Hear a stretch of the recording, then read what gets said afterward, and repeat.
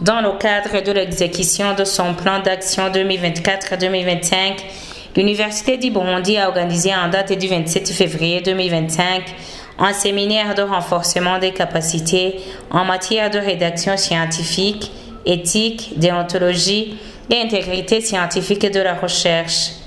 Procédant à l'ouverture du séminaire, le vice-recteur de l'Université du Burundi a rappelé aux participants les thématiques clés en matière de renforcement des capacités dans le domaine de la recherche scientifique.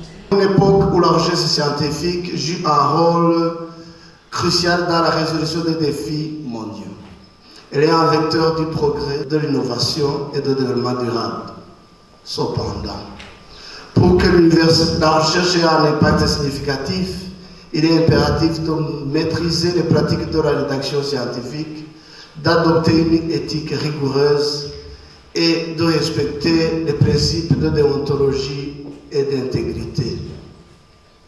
C'est pour cette raison que l'Université du Burundi, à travers la direction de la recherche et des innovations, organise un séminaire de renforcement des capacités en matière de rédaction scientifique, d'éthique, de déontologie et d'intégrité scientifique de la recherche.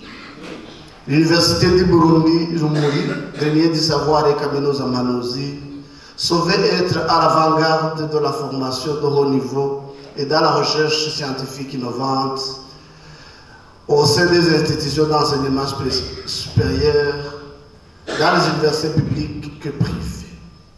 Il est essentiel que chaque chercheur comprenne la vision de notre université pour s'y adapter en conséquence. Au cours de ce séminaire, vous aurez l'occasion d'adopter des thématiques clés. Vous examinerez les priorités en matière de renforcement des capacités.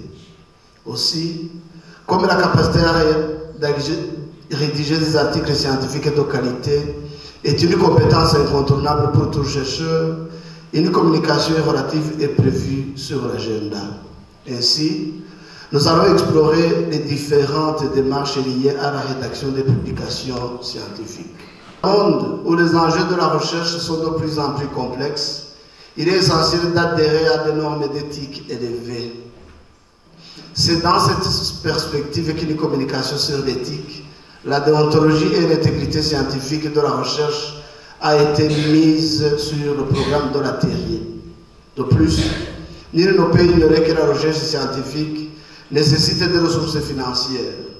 Il est primordial de mettre en évidence les différentes sources de financement pouvant être exploitées par le chercheur afin de financer ses recherches.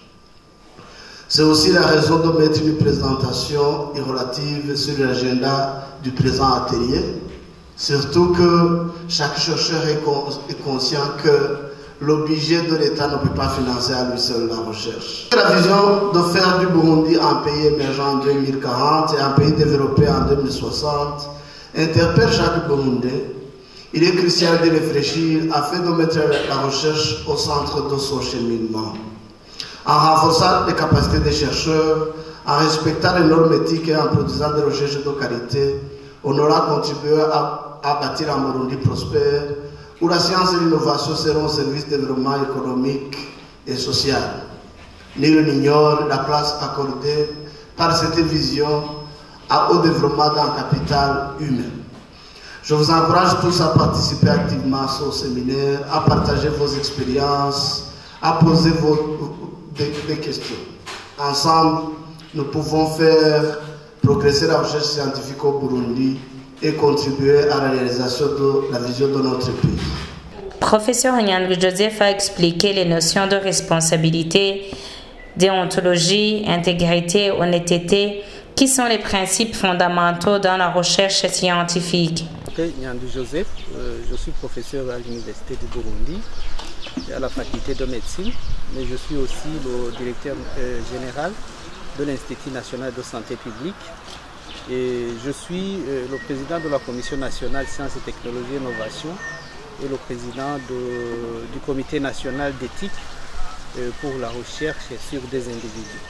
Dans les travaux de recherche, il y a des principes fondamentaux parce que la recherche doit être guidée pour ne pas être aberrante. C'est pourquoi il y a cette notion d'éthique de la recherche. c'est que le chercheur doit être responsable de son travail de recherche. C'est la responsabilité. Et puis, il y a cette notion de déontologie de la recherche. Et ce sont des normes spécifiques qui cadrent la recherche et ce sont des normes qui sont édictées par une institution ou par un organisme. Et le chercheur doit suivre ces normes. Et en ce qui concerne l'intégrité scientifique de la recherche, c'est une notion qui englobe la probité dans la collecte, l'analyse et la publication des données. C'est-à-dire, le chercheur doit suivre des principes sacro-saints qui sont utilisés dans le domaine de la recherche, en termes de collecte de la recherche, en respectant les participants, d'où la notion de consentement éclairé, parce que toute personne qui participe dans l'étude doit accepter d'y participer librement et peut quitter librement cette étude. Mais le chercheur doit lui expliquer les objectifs, les résultats et les bénéfices de cette étude pour lui. Il y a alors, dans ce cadre de collecte des données, un autre principe qu'on doit suivre, c'est de ne pas générer ou fabriquer des données. Parce qu'il y a des personnes qui fabriquent des données. Alors, quand les données sont fabriquées, déjà, ce n'est pas admissible. Mais dans l'analyse des données aussi, la méthodologie doit être respectée. Parce qu'il y a cette méthodologie d'analyse des données qui doit tenir compte des types de données, de la qualité des données, mais aussi des objectifs qu'on s'est fixés. Et enfin, c'est la publication des données. Et là, il faut franchement publier les données, analyser les données qu'on a collectées, tout en évitant la falsification ou la fraude des données, ce qui entre dans le plagiat. Parce qu'il y a des personnes, au lieu d'utiliser leurs données, qui utilisent par exemple de l'intelligence artificielle, de big data, pour générer des données, pour les analyser, et ce sont des erreurs systématiques. Et d'autres, au lieu de fournir d'efforts, qui prennent les données des autres chercheurs et qui utilisent ces données ou qui font des publications pour ces données, ce qui est un vol de la propriété intellectuelle de celui qui a produit ces données pour la première fois. Donc c'est ce qu'on appelle le plagiat, c'est copier ce qui ne t'appartient pas et tu t'attribues l'appartenance de ces choses. Donc c'est pourquoi cet atelier a tenu compte de tout cela dans le cadre d'éclairer les chercheurs sur les bonnes pratiques de la recherche.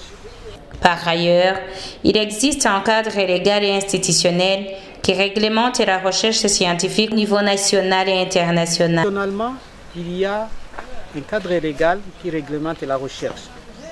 C'est à travers des déclarations de l'INSCI et des déclarations de Belmont.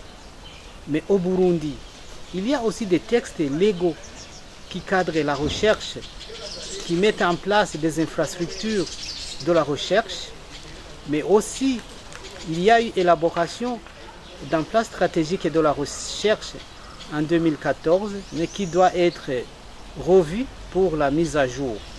Mais aussi il y a la Commission nationale Sciences, Technologies et Innovation, dont le rôle principal, c'est élaborer les textes légaux qui cadrent la recherche au Burundi. Et cette activité a déjà commencé.